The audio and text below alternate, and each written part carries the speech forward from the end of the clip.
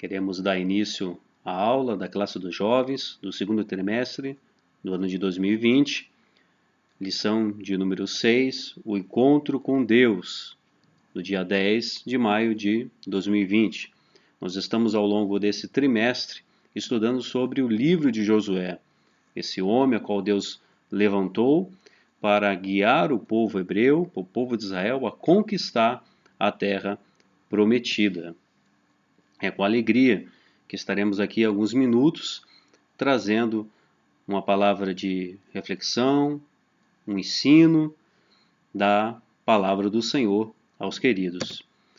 O texto da lição do dia diz assim: Então Josué se prostrou sobre o seu rosto na terra e o adorou e disse-lhe: Que diz, meu senhor, ao seu servo?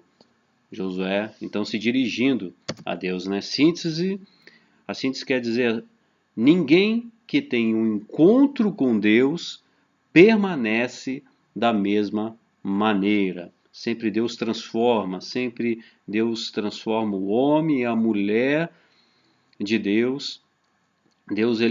O Senhor sempre transforma a partir do momento que ele tem encontro com esta pessoa, com esse seu servo, ele transforma para fazer a sua vontade. O texto bíblico ele se encontra em Josué, capítulo 5, versículo 13 ao 15, e diz assim: Sucedeu que, estando Josué ao pé de Jericó, levantou os seus olhos e olhou, e eis que se pôs em pé diante dele um homem que tinha na mão uma espada nua. E chegou-se Josué a ele e disse-lhe: És tu dos nossos ou dos nossos inimigos? E disse ele: Não, mas venho agora como o príncipe do exército do Senhor. Então Josué se prostrou sobre o seu rosto na terra e o adorou. E disse-lhe: Que diz meu senhor ao seu servo?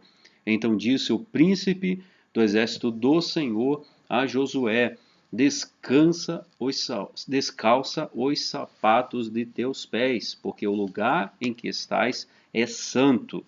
E fez Josué assim. Este é o texto bíblico, meus irmãos. Então, nós podemos ver que ao longo, meus queridos, dessa lição, nós vamos ver que da mesma forma como Moisés ele teve um encontro com Deus ali, diante de uma sarça ardente, Deus então se mostrou a Moisés através de uma sarça ardente que estava em volta com fogo, mas não se queimava. E ali também Deus, de uma forma até muito semelhante, tratou com Moisés, falando para Moisés então não ir mais adiante, mas tirar as sandálias dos seus pés, porque aquele lugar era santo. Assim também ele vem e lida com Josué, tem um encontro com Josué de uma forma muito semelhante. Deus então tem esse encontro com Josué, com Moisés, dirigindo-o e motivando ele para que ele pudesse ser um instrumento de Deus para libertar o povo na escravidão do Egito. E Josué também, de uma forma semelhante, tem um encontro com o Senhor e ali Deus também o motiva, Deus o dirige, lhe dá instruções relevantes para o começo da conquista daquela terra. Então nós vemos isto, e até fazendo já de imediato um paralelo para as nossas vidas, nós também, o servo de Deus, a serva de Deus, ela tem também os seus encontros com Deus nos dias de hoje. E esses encontros, meus queridos, muitas vezes não vêm, como foi no caso de Moisés, de uma sarça ardente, ou de Josué vendo o príncipe do exército dos céus, mas Deus nos fala conosco através de sonhos, nos dando revelações, fala conosco mostrando a sua vontade através de profecias, através mesmo da sua palavra, nos dá orientações. Nós temos encontros com o Senhor em determinadas circunstâncias de muitas variadas formas, porque o Espírito Santo diz a palavra de Deus que ele se move de multiformes, multiformas. Então, várias formas que o Espírito Santo se move e se mostra para com as nossas vidas. Josué, meus queridos, ele, então, de tamanha responsabilidade, essa grande responsabilidade colocada em suas mãos, que era liderar esse povo para a conquista da terra, guiar esse povo, com certeza Josué estava apreensivo. Josué estava, de certa maneira, muito preocupado com o que iria vir. Ele já tinha tido a experiência do Rio Jordão, que era um rio caudaloso, um rio que estava em sua cheia, e ali estava preocupado porque precisava passar aquele povo, milhares de pessoas por aquele rio. E então Deus operou de uma forma milagrosa e mostrou ali já o seu poder, mostrou que ele estava com Josué, mas novamente Josué se encontra, dá de frente com uma nova dificuldade. E isto se repete ao longo de todo o decorrer do povo hebreu conquistando a terra prometida. Grandes desafios. Então, diante disto, Josué estava apreensivo, estava preocupado em ver aquela cidade tão fortificada que era Jericó, com um muro de mais ou menos 5 metros de altura, de largura também, era muito largo o muro, tinha um fosso até para o lado de dentro, algo intransponível para um exército que até mesmo não tinha muitas armas, que era o povo então hebreu naquele momento. Então Deus fala com ele, fala com Josué, lhes dando a motivação, lhes dando orientação. Então, diante das dificuldades, o que nós aprendemos? Devemos sempre pedir orientação para Deus. Nós devemos pedir, orar a Deus, pedindo a sua orientação, pedindo a sua direção. Porque as dificuldades, elas sempre vão ocorrer em nossas vidas. Nós iremos sempre dar de frente com dificuldades. E aqueles que resolvem e colocam em seu coração o firme propósito de fazer a vontade do Senhor, a Bíblia diz, aquele que se interessa pelas coisas de Deus e quer fazer as coisas de Deus, padecerá por perseguições, por dificuldades. Isto é a lógica daquele que decide em seu coração fazer a vontade de Deus. Mas o Senhor nunca abandona os seus. Nunca abandona os seus. Tanto que Deus, nós temos acesso ao Senhor para lhe chegar a Ele e pedir orientações e direção para darmos os passos certos, conforme a vontade dEle, para que tudo saia bem nas nossas vidas. Meus queridos, nós, como Josué, em certo momento, ali, quando ele estava contemplando aquela região, ele saiu então para contemplar aquela região, contemplar, quem sabe de longe, a área que estava a cidade de Jericó. Então ele ergueu os seus olhos, diz a palavra, e olhou. E este erguer os olhos e olhar, ele tem um significado aqui que traduzido quer dizer considerar, inspecionar as probabilidades. Ou seja, Josué estava analisando o terreno, estava vendo o que poderia fazer para que aquele empreendimento de conquista daquela cidade tão fortificada pudesse então ter sucesso. E nós aprendemos aqui mais um item que nós temos que ter: prudência. Nós temos que ser prudentes em muitas das nossas decisões ou escolhas que fazemos na nossa vida. Como aqui está no slide, uma cobra, uma figura de uma cobra e de uma pomba. E o versículo que está em Mateus, Evangelho de Mateus, capítulo 10, versículo 16, que diz assim: Eis que vos envio como ovelhas ao meio de lobos. Portanto, sede prudentes como as serpentes e simples como as pombas, ou seja, prudentes, astutos como a serpente, não no sentido de engano, mas sim de estar atento, de ser cauteloso em determinadas situações e sermos simples, humildes como uma pomba. Então Deus nos deu raciocínio para nós analisarmos as melhores condições, para termos estratégias, para estarmos planejando. Isto não quer dizer apenas para com a nossa área ministerial, mas no decorrer de toda a nossa vida, seja na nossa vida profissional, secular, familiar. Nós temos que analisar, nós temos que ver as probabilidades, nós temos que planejar. Deus é um Deus de plano, de objetivo, de desígnio. Então, é um Deus onde há organização. E nós devemos ser assim também.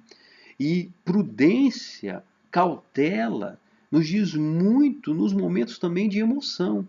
Porque algumas vezes estamos tão empolgados com determinadas coisas da nossa vida, acontecimentos que nos ocorrem, que então nós queremos tomar decisões sem orar a Deus, sem pedir a devida orientação ao Senhor. E isto muitas vezes nos leva a fazer coisas, a tomar decisões e fazer escolhas em momentos errados. Quando era o momento de estarmos parando, analisando a situação e vendo as probabilidades para dar o passo certo.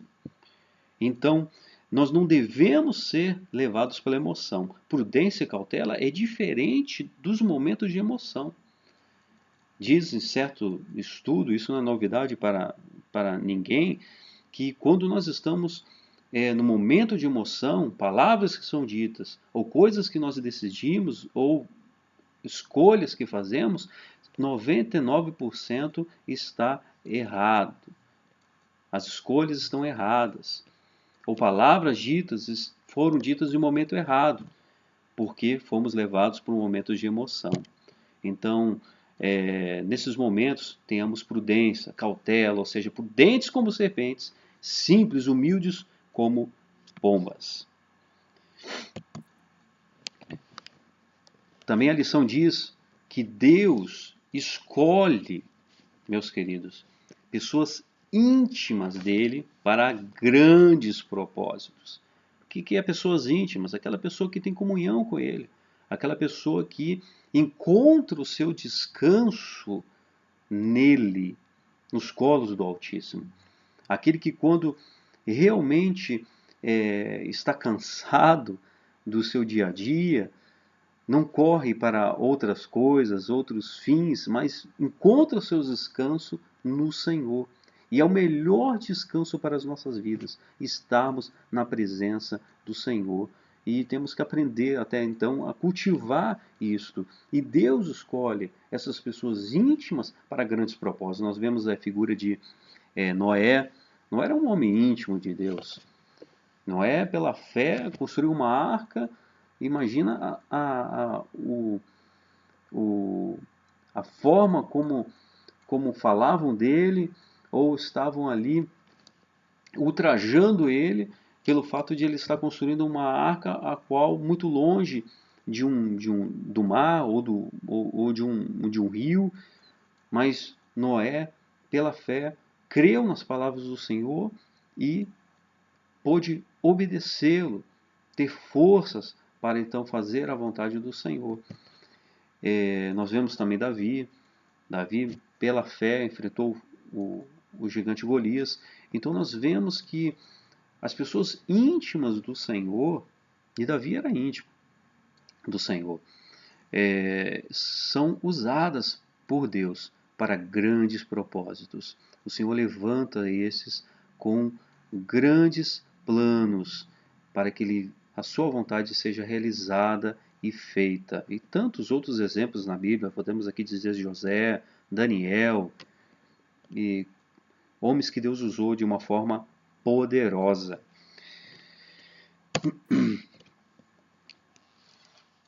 Meus queridos, também a lição nos diz que o tempo, então, de Israel seria um tempo marcado pela espada. O momento no qual Israel ele teria de conquista da terra prometida seria um momento marcado pela espada, pelo fato de que eles não estavam entrando numa terra que estava vazia. Ali havia cidades fortificadas, como Jericó mesmo, cidades bem estruturadas, que tinha até mesmo saneamento básico que nós não temos hoje em nosso país. Cidades, estados muito bem fortificadas. Então, era fato que ali o povo iria ter que batalhar, teria que guerrear contra outros povos. E nós vemos isto nesse fato de que essa sorte desse povo que já estava naquela terra foi então lançada. Deus estava dando aquela terra que não estava vazia, mas estava ocupada já por povos. Então nós vemos aqui um paralelo também para as nossas vidas. Aqueles povos, eles plantaram, eles estavam colhendo o que plantaram. Eram povos que estavam longe da presença do Senhor, em que então, quem sabe, a ira do Senhor, o cálice do seu juízo chegou a um limite para aqueles povos. Então ele permitiu que o povo de Israel dominasse então aquela terra. E nós vemos que nós somos frutos, meus queridos, trazendo para as nossas vidas hoje, nós vemos que nós somos frutos das nossas próprias decisões. Nós temos o livre-arbítrio. Nós somos tudo o que nós somos hoje, nós somos frutos dessas decisões que tomamos lá atrás. Nós estamos a todo momento tomando decisões e fazendo escolhas que terão reflexo para o futuro. Então nós temos que cuidar muito com aquilo que nós decidimos hoje ou escolhemos, porque isto nós iremos colher futuramente. Se fizermos coisas boas, receberemos coisas boas. É a lei da colheita segundo a semeadura, como está no slide. Nós colhemos o que nós plantamos, meus queridos. Mas nós temos, diante desse fato, algo que nos dá tranquilidade. Mesmo que diante de tanta obstinação da nossa parte, de muitas vezes fazer o que desagrada a Deus, nós sabemos das misericórdias do Senhor. Nós sabemos que nós somos pecadores, mas nós sabemos que a graça do Senhor, ela está sobre nossas vidas.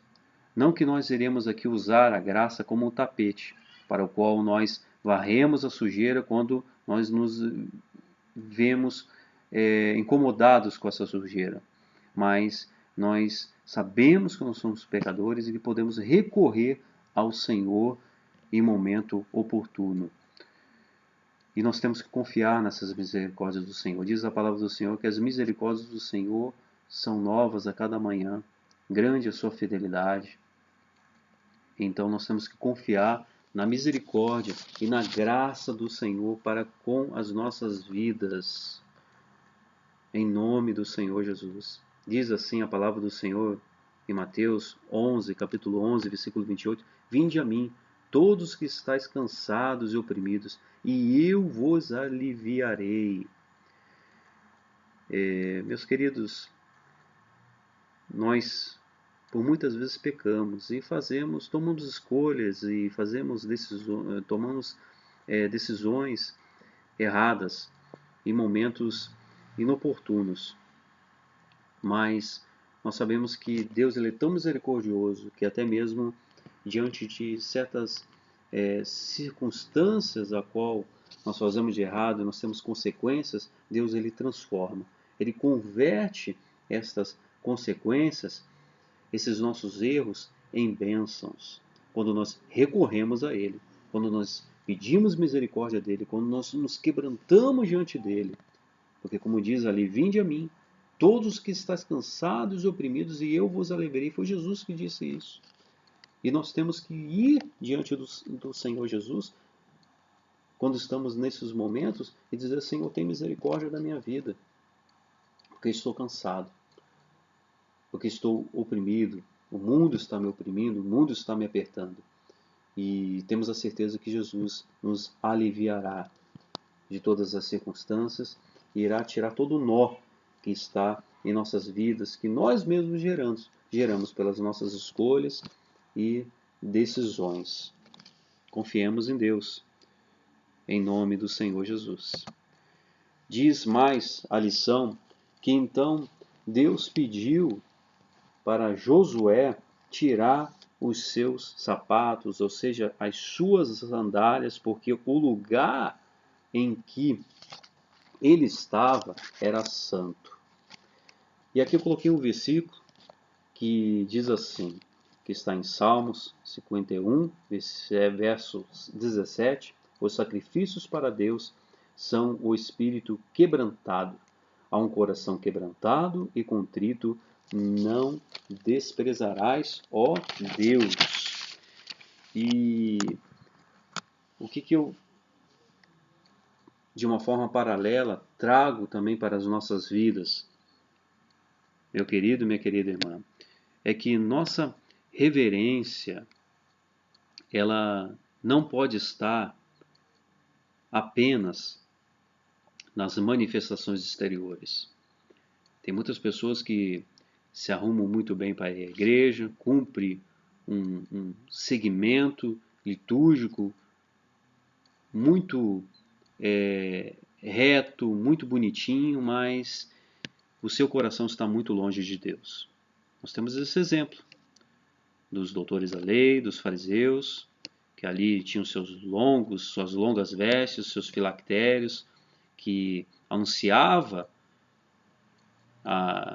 que eles eram santos, que dominavam a lei, mas Jesus os repreendeu, porque seus corações estavam longe, muito longe dele. Eram túmulos, vamos assim dizer, como uma simbologia, uma representação de Jesus mesmo. Eram como túmulos, muito bem bonitos, adornados por fora, mas imundos por dentro. Então nós temos que ter isto muito firme em nossos corações. Nós temos que ter o nosso coração quebrantado diante de Deus, um espírito quebrantado. A um coração quebrantado e contrito, o Senhor ele não desprezará. O nosso coração, esse sim, um coração quebrantado, é o sacrifício, o verdadeiro sacrifício para Deus. Temos que ter um coração puro, santo diante dele. Porque esse coração puro, ele irá manifestar aquilo que é de uma forma exterior para os outros. Será a lógica, será natural isto. Não precisamos forçar nada. Aquele que é santo, que é realmente quebrantado no seu coração, ele se mostrará exteriormente, no seu modo de se comportar, no seu modo de falar. Esse sim é o homem e a mulher de Deus. Pelas suas atitudes. Nós vemos isto pelo seu fruto, pelos seus frutos, e não pela manifestação exterior. E a conclusão, meus queridos, da nossa lição diz assim: todo homem ou mulher de Deus precisa ter uma experiência marcante com o seu Deus, pois são levados a terem a força e visão do Senhor para que cumpram sua vontade. A partir do momento que temos um encontro com o Senhor nos dá direção, muitas vezes para o nosso ministério, para algo, para a nossa vida. Ele nos dá, com esse encontro, força e visão dele para continuarmos e fazermos a sua vontade. Ele nos eleva à altura dos seus olhos, da sua ótica, para que nós não olhemos mais com os nossos olhos, mas sim através dos olhos dele, para aquilo que ele quer fazer em nossas vidas. Meus queridos, esses foram, de uma forma rápida, passamos pelos itens da nossa lição de número 6 da classe de jovens e creio que tenha falado poderosamente ao teu coração e nós possamos ter aprendido juntos mais um pouco a respeito da palavra do Senhor. Amém? Que o Senhor te abençoe, que o Senhor te guarde. Fique na paz do Senhor.